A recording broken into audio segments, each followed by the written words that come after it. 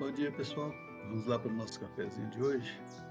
Domingo especial que o Senhor preparou para você e para toda a sua família, né? E hoje nós podemos ter a oportunidade, mais uma vez, de tomar o nosso cafezinho aqui com a palavra. E nós vimos aí nos primeiros capítulos do livro de Tiago, observamos que ele se preocupa com o relacionamento dos irmãos da igreja, né, com a sociedade daquela época, a qual eles estavam inseridos, onde o seu comportamento evidenciaria principalmente as suas ações ligadas com a sua fé. No capítulo 3, ele continua instruindo aquele povo no seu proceder, principalmente a mensagem que estariam transmitindo através das suas palavras. Observe o primeiro verso. Meus irmãos, não vos tornei muitos de vós mestres, sabendo que havemos de receber maior juízo. Com certeza, ele observava que havia alguns irmãos que se sentiam melhores do que outros devido ao seu conhecimento, achando que poderiam até ser mestres, mas não se preocupavam realmente com o ensino das pessoas. Creio que até subjugavam os que se achavam assim, inferiores a eles, né? Mas vimos anteriormente Tiago falando a respeito do tratamento interpessoal, que não deveriam fazer acepção de pessoas, mas seguirem o exemplo de Cristo, que tratava todos da mesma maneira.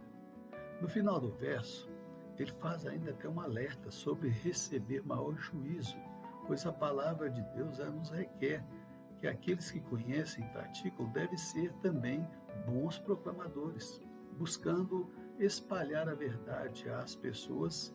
E como fazer isso sem ensinar?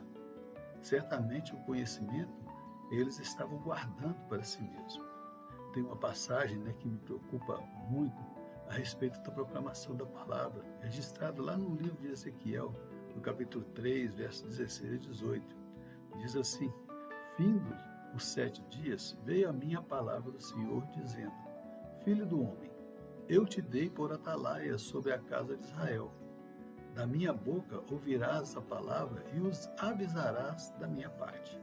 Quando eu disser ao perverso, certamente morrerás, e tu não o avisares e nada disseres para o advertir do seu mau caminho, para lhe avisar, para lhe salvar a vida, esse perverso morrerá na sua iniquidade, mas o seu sangue da tua mão o requererei.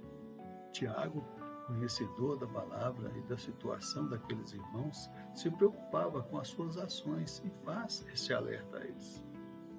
Que aquele que não tinha conhecimento deveria ser instruído, senão no dia do juízo o seu sangue seria requerido daquele que não o ensinou. E como é real isso nas nossas vidas, não é mesmo?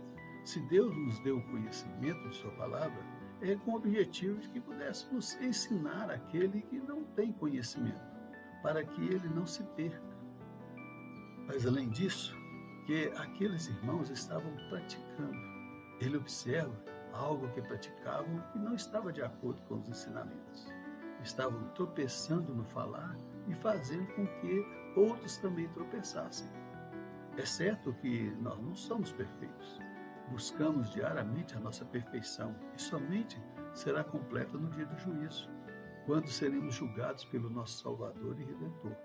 Mas o que Tiago ensina é que deveriam observar o que estariam falando e medir as palavras antes de serem lançadas ao vento. Pois uma palavra dita é como você soltar umas penas de galinha ou de animal no alto de uma torre. Você consegue recolher algumas, mas nem todas, e sempre serão vibradas. Então devemos pensar realmente nas nossas palavras. Tiago mesmo já ensinou isso para nós aí no capítulo 1, no verso 19, que devemos ser prontos para ouvir e tardios no falar. Aquela velha máxima, contar até 10 antes de tomar uma decisão. Nos versos 3 a 9, ele dá um exemplo de como é difícil controlar a nossa língua. Um órgão tão pequeno, mas que causa tanto desastre nos nossos relacionamentos. E o exemplo que ele dá a respeito do navio é maravilhoso, pois tem embarcações aí enormes que são controladas por pequenos lemes, um pedaço de madeira ou de lata, de ferro, que se move de um lado para o outro mostrando a direção a ser tomada. E por maior que seja o barco, ele sempre seguirá o comando. Mas a nossa língua, ela é culpada disso? Certamente que não. Ela é apenas um instrumento que vai ser usado de acordo com o nosso proceder. Na verdade, ela não gera nada, porque apenas transmite. Um papagaio nasce falando? Não. Eles aprendem aquilo que a gente ensina para eles. A língua apenas transmite aquilo que está no nosso coração. Pois, como diz a palavra em Provérbios 4:23, sobre tudo que deve guardar, guarda teu coração, porque dele procede a saída da vida. Tudo o que a língua profere, na verdade, ela vem do nosso coração. E devemos controlar a língua para não fazer tropeçar aquele que está ao nosso redor. O coração é que produz todas as coisas, tanto coisas boas como coisas ruins, e como ele é extremamente corrupto, certamente ele produz mais coisas ruins do que boas. Vocês já pararam para pensar de como é fácil falar mal de um semelhante? E muito mais difícil abençoar? Certamente aquilo que a gente faz no mal, às vezes agrada no nosso coração que é corrupto. E deveria ser o contrário, deveríamos mais procurar abençoar as pessoas. Tiago vai nos dar exemplos ligados à natureza, que são completamente diferentes do nosso coração. Nos versos 11 e 12 diz assim: acaso pode jorrar do mesmo lugar o que é doce e o que é amargoso? Acaso, meus irmãos, pode a figueira produzir azeitona ou a videira figos? Tampouco fonte de água salgada pode dar água doce. Na natureza, as coisas são distintas, cada uma fazendo a sua parte. Mas não é o que acontece com a nossa língua, pois com ela abençoamos e com ela maldizemos.